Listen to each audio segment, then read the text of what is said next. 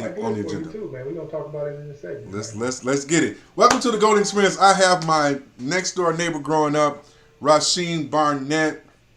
He's always been a hustler. Has always been a man who was interested in doing his own thing.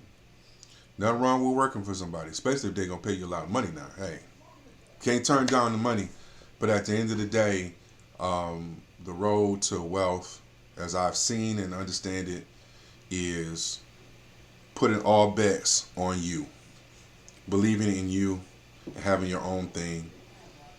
Again, having a job is nothing wrong with that. I've had one for the past 20 some odd years, like everybody, but I always had a little side hustle, a little something going on. And eventually, to build wealth, you got to do your own thing.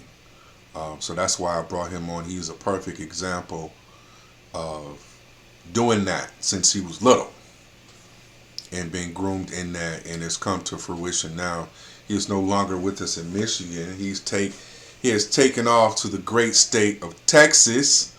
So I'm gonna let him introduce himself a little bit, and then we're gonna get into why he moved to Texas. So who are you, RaSheem Barnett? What are you? You left the corporate world and you Yeah, did what? Why? What were you doing? What was your education? You made the man. jump because I'm gonna tell you a little bit. They was throwing money at you, throwing it, and you was like, Peace. Now, "Talk to me." well, like you said in the introduction, I've always been, as you put it, a hustler. But I always, so a lot of people in my family were entrepreneurs. My dad had his own business, uncles, aunts, grandfather. So I kind of grew up with a little bit of that in my background, Mm-hmm. right? And so even as a kid, I knew that I saw the value in having your own for Mm-hmm. multiple reasons. Um, Time, being able to be flexible with your time, and you controlling your time more so, Mm-hmm. um, and obviously the wealth component of it, right? Being able to utilize your money differently on different time scales as well. So, um, although education was really pushed in our household, Mm-hmm. I knew in the back of my mind at some point I was going to get out of the corporate world, right? And my goal really was originally my goal was to finish the education my mom required. As I say, required, right? She Mm-hmm. always said, in order to be competitive in the marketplace, you have to have at least what I have or greater because society is evolving, right? Stop. Let me pause you there. Yes, My sir. mom said the same. Listen, I'm in middle school. My mom's telling me, "Yo, man, you need to get a master's." Hold on, Yep. I Yep. haven't even graduated. I didn't even graduate high school yet. Right. Right? Right. You Yep. said by the time you get to my age, if you don't have a That's master's and exactly right. above, you're not gonna be able to compete. She was telling me this in middle school, 91, bro. Yep. Yep. 89. She was saying Hey, this. But go ahead, bro. man, man, our moms must have been talking that night. Same conversation. In fact, while I was in college, undergrad, my mom went back to school, already successful, My went mom did back to too. school to get her master's Yep. just to go, I got mine, now you got to get yours. That's my mom did the same thing, bro. Right? So uh, it did show up as a blessing, right? Because it did allow me to um, advance myself faster than the average person that's coming out of school with a bachelor's degree. Hmm. Um, However, that feeling of having my own was still deep inside, right? Yeah. And so it was trying to find the right time, uh, opportunities, things like that. Um, and I want to say you really just got to be prepared all the time because you never know when that opportunity is going to come, Yep. right? So you got to be able to be prepared so you can take advantage of the opportunity that's at hand because it never comes when you expect it, right? And for me, it almost seemed like it was not coming, not in a bad way, but I kept getting promoted every Hmm. year and a half. So I was climbing this corporate ladder and kind of get sidetracked a little bit because you see the money and everything else that comes along with that, Hmm. right? 401k, vested in stocks, things of that nature. So Hmm. kind of sidetracks you a little bit. And that's where I found myself until about 2016. You know, I got to a place where um, you're managing departments, and but you still have this ceiling above you, and you're in this middle place where you think you have say, but you really don't have no control. Mm-hmm. Yeah. And and that's where you go, man, this money's not really worth it, because if it was my money, I'd do something totally different Yeah. with it, Right. Right. Right. right? And so that's kind of was the catalyst for me to just be like, man, I I'm too young to be stuck in a. I mean, look. I don't know if you can see this, but look at all this gray hair, man. I mean, Oh well, look, come on, man. Yeah. yeah, but I'm younger than you. Like my whole beard here is gray. Like that's something wrong with that, Yeah. right? Yeah. So I'm like, if I'm gonna be gray and be stressed out, I might as well be stressed out on my own stuff, Right. right? Yeah. Because work is work. Life is hard. Right. Pick your hardest. You putting 40 hours in somewhere, but Right. put it in for yourself. Right. Exactly. So it's kind and it's kind of a weird analogy, but you understand. Like, if I borrowed your car and I crash it, even though you got insurance, you might be pissed off. Mm-hmm. But if you crash it, you'd rather crash it yourself Right. than somebody else crash your stuff, Right. right? Right. So it's the same thing. It's like, if I'm gonna be stressed out or whatever, or working hard, I might as well work hard for my own dynasty, my Yeah. own legacy, for my children and my children's Mm-hmm. children, and working for somebody else's vision and dream. So yeah, 2016, put in uh, my notice, said I'm out, and left, never looked back. That's what's up, man. So you're in Texas. Yes, Why? sir. Why the jump to Texas? Man, couple things. One, when I came and visited a couple times, so I always kind of liked the state, right? Mm-hmm. And I was actually thinking about coming down here in 2007. Mm-hmm. Didn't make, we didn't come down, but um, as time went on, especially as I had my own business, I was like, well, I'm not really stuck anywhere, right? Um, and a lot of my family was leaving the state over time. Um, and when COVID hit, you really start to think about, okay, we're in this just cycle of just working hard, play with the kids, work hard, play with the kids, but Mm-hmm. how do you really live life, right? Are you living to the fullest of it? Mm-hmm. And when you lock everybody down, and I'm not saying specifically Michigan, but many states had lockdowns. Yeah. But I started thinking, man, I'm tired of the snow anyway. And if I'm gonna be locked down, I still want to go outside in front of my house, do whatever I Yeah. need to do. Right. And if it's cold outside, I'm not really feeling it. It's so weird, It's the weather's nice. I mean, it's 80 degrees today. It's supposed to be 85 on 80, Christmas. man. What? It's So like 32 here right now. I Like, know, man. What you oh, doing? hold on, man. It's 26 degrees. Yeah, Oh, you said 80, bro. I just came in Man. from outside. In fact, man, I just like this, a t-shirt, man. I just came in. Ah, man. Jack posted a picture yesterday on Facebook, man. Me and my son outside grilling. Man, I thought It's that was fucking during the nice. summer or something, bro. Yeah, man, we grilling and watching Marvel movies on the back patio. Uh-huh. So what are you doing? Like where are your endeavors at? A couple places. So I have um, I have a couple business entities that I help other people with. So all of them are geared towards helping other businesses, right? Mm-hmm. So I have Kingdom Network, which is what I do business consulting. Um, Inside of that, I have Kingdom Tax and Associates, which is a tax prep firm. Mm-hmm. Also do representation. I'm an enrolled agent, so I do representation as well. So if you get a letter from the IRS, you need some help, you have the right to representation. Mm-hmm. I also have a marketing firm. We do graphic design, printing, um, photography, videography, web development, all of that stuff. So Mm-hmm. it's kind of all everything's all symbiotically related to help Mm-hmm. people with small business move forward. And then I also own a real estate brokerage in down here in Houston, Texas. Mm-hmm. Yeah. What's real? So you talk real estate. That's Yep. my bailiwick. What's Okay. real estate like, as in comparison to Michigan? Man, one of the things I saw immediately down here looking for homes was just the amount of opportunity that's here, right? So Metro Detroit is an older city, Mm-hmm. right? Um, and um, it's pretty much built out. So you're not going to see much new development unless you go further out than where I Right. was. Like I was in Rochester Hills, right? You go out Lake Orion or the Mm-hmm. further places, or further west outside Canton, things like that, where you see new developments, right? Um, or you see people buying land within the city or something like that, and they tear the property down and start over. Mm-hmm. But here, man, Texas is huge. So opportunity is, I mean, there's land still not developed down here, Mm. right? It feels like rewind Detroit 25 years ago.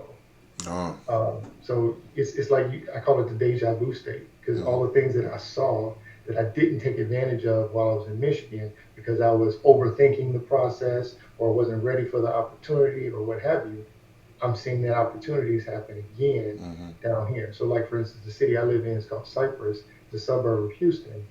Um, it's only 25 years old or something like that, right? Mm. So, but they're still building all around me, Uh-huh. everything, just across, just a mile down the street, brand new master plan developments, right? With thousands of homes going up, literally. Um, the other development that's just behind where we stay, they're planning to go out to 2030, Mm. building, right? Good. And here's something I would say Mm-hmm. for new people. Um, a lot of people want to just jump out their job. I did it. It was, I mean, it's not like it's impossible, but you have to be aware of what you're good at, what you're not good at, and you need to hire out to your incompetencies. Mm-hmm. And most people, what I see they fail is because they don't want to spend the money. Because, one, most people, unfortunately, if you look at statistics, most people are living check to check, even at $100,000 income. Mm. Right? So they don't have the bandwidth, financial bandwidth, to hire out to the people they need. So when they go start their own business, they're looking to trade their work money for their new business money and keep living. Unfortunately, you need a good accountant on your team. You need a tax person on your team. You need a business person on your team, right? You need um, all of these things are necessary. And what I find is, especially coming tax time, nobody has their books together Mm-hmm. because they couldn't afford to go get the bookkeeper or they couldn't afford to go do whatever. So I tell people, if you have a vision, it might be advantageous for you to stay in your current job so you can pay your bills while you pay these other people. Because at the end of the day, as a business owner, you're the last person to get paid. Right. So Yeah. most small business owners are trying to get paid first, Mm-hmm. right? Right. And that really hurts you in the long run. Speaking about taxes, 1099 workers, self-employed, Mm. our taxes are going up next year, Yeah, right? yeah. Well, yeah. It's well, We had a it, 15% cut yes. from four. Was it 45, 44? Which one? I don't know what number he is, but So there's ways to mitigate taxes, especially if you're self-employed. So mm, here's the thing: when you're employed, you're stuck. right. You don't have control of your finance to an extent, right? There's some things you can do to reduce your tax liability, Mm-hmm. but when you're self-employed, there's so many other things that you can do. And I would recommend, if you could, whatever opportunity you're trying to jump into, it'd be best if it was actually a hobby of yours. I'm not saying every hobby can be a business, Mm-hmm. right? It potentially can. Mm-hmm. But what I'm saying is if you truly dig into yourself, to your soul, and find out what your purpose is, that purpose literally encompasses the things you love to do. And Mm-hmm. when you do that, the things that you would normally buy or what have you, like would probably tend to be things you actually need in your business, Okay. right? Mm-hmm. Yeah. So now you have legitimate write-offs, not just I'm just trying to write stuff off because I bought something. Mm-hmm. You understand what I'm saying? Yeah. Yeah. So, but our taxes are going up. Yeah. So keep that in mind. But keep this in mind. Like, so you have to be strategic. I'm always a fan of learning the rules of engagement and then playing the game. Yeah. Oh Right. yeah. Right. So you can be talented in so many ways, but if you don't know the rules, you can still lose. Mm-hmm. Right. And so this is how the rules, I say, would allow an equal playing field. You could be not as talented, but understand the rules to a T, where you can bring your level of execution to the same level or even higher to those who have natural talent. Mm-hmm. You understand what I'm saying? Yeah. So, um, yeah, being self-employed offers a lot of opportunity, especially how you go get your money, right? Mm-hmm. So, and I know it really sucks because Biden's trying to push for raises in long-term capital gains tax, all kind of stuff, man. So he's kind of rearranging this whole uh, the whole game plan. Luckily, that stuff hasn't fully passed. Right. Listen, I always tell people. I met a couple people in the mortgage business, and there was politics came up, and I was like, listen, I don't really care. To be honest with you, it really doesn't affect Yeah, my soul like that. However, comma, just don't mess with my money, man. yeah, That's where I'm yeah, like, yeah, everybody has their thing, yeah, whatever. My thing is, let's not mess with my money, man. yeah, Especially the middle class people. yes, I'm in the middle class, hmm, whether up, lower, middle, we're not gonna sure, say, but I'm in the middle class. Don't mess with my money. Like, yeah, most people are employed through small business. They yeah, are. absolutely. Don't. And when you tear down a small business, it hurts It hurts everybody, everybody. everybody. A lot of Yeah, people, a lot of small businesses got killed over this COVID and pandemic. sure However you did. feel about it, people got hit hard up here. Things were open since we was little, man. Yep, gone, Gone, bro. disappeared. Yep, Gone. So that's my thing about politics. Even when we're dealing with entrepreneurs, it does necessitate somewhat of a conversation because we need to be abreast of what they're what's doing happening? Yep, and being informed about how to play when they change the rules of the game. We need to know the rules yes, so that we can play you can too. play effective. We can Yes, play effectively. So that's the probably only how I touch politics yeah, in this platform or dealing with entrepreneurs. You need to know what's going on and how it affects your money. Yeah, I think we do things because we're called to do it. It's our gift, it's our talent, and we get paid for it. But we do have a responsibility when we get money to yes, manage it wisely. That is a right. responsibility spiritually to manage it Absolutely, a good wisely. steward. Be a good Absolutely. steward. And part of it being Yeah. a good steward is understanding what's going on in your local and federal government as far as messing with your money. So you hit on something that I think is a good segue to something. Mm-hmm. I know this is your show, but I'm like, Go ahead. but we're seeing a major shift right now in the digital space, Yeah. right? And so when you talk about the middle class being eroded to this place where you have the haves and have-nots, we're seeing that happen. But there are opportunities to continue to build wealth and not be affected as much, right? Mm-hmm. Yeah. Specifically in this virtual worlds, Mm-hmm. right? And so Yeah. I think that one, the media is not doing enough. If people just read one, I don't pay attention to the media, but most Yeah. people don't spend the time researching what's coming out, Yeah. right? And so all they have is the media, and they don't do a good job at explaining what's happening, and so people are missing the boat, and the boat is rolling by right now. Mm-hmm. So what I'm seeing happening is that same feeling I got back in 99, 2000 time. Mm-hmm. I was like, oh, I see this technological shift that's creating wealth for many people, which the world saw happen. Mm-hmm. It's happening again right now Mm-hmm. with Web 3.0, NFTs, crypto, all of those things, right? Mm-hmm. And most people don't understand the value of that, right? So, like, if you just watch the media, you think an NFT is like most people, because I've talked to people, they're like, why do I care about an NFT? That just means you say you own it, but I could right click on the screen and save the picture too. They have no idea No what it's about. idea. No None. idea. It doesn't work that way. No, right. It has nothing to do right? So there's so many opportunities out here and things that's already been going on that might have went over people's head. In fact, it went over my head for a minute until I started digging deep. I'm like, what is something really big is going on? I don't want to be left out in this major shift.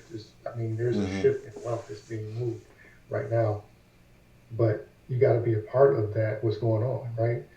So Web 3.0 is is really big, and people need to understand what's going on. Mm-hmm. I want to drop this on you. Miles Monroe said 20 years ago. We had a 20-year cycle of something. We had 9/11 and '08 crash, right? Housing market crash. He said these are opportunities where if you look at it the right way and have the right mindset, people are going to come out of '08 millionaires. Yep. When you look at 20 years prior, which was about when Bill Clinton got in office, what happened? You had a tech boom, the dot-com boom. You had millionaires every 20 years. This comes our way. This is the 20-year mark where out of this quote-unquote pandemic crisis, there's something we need to get a hold of that's going to have the future millionaires and entrepreneurs are going to take us off and they're going to lift off. And we just got to find out what it is and position ourselves and stop watching the news and the media. Yeah. and, and like I said, the things I mentioned, Web 3.0, using crypto, NFTs, things like that, there's money being made right now. Right now. Have you spent any time in the virtual world? Not yet. That's on my agenda coming up. Man, speed your agenda up. You said speed it up. All right. Hey, all right, Captain. Listen, go get your headset.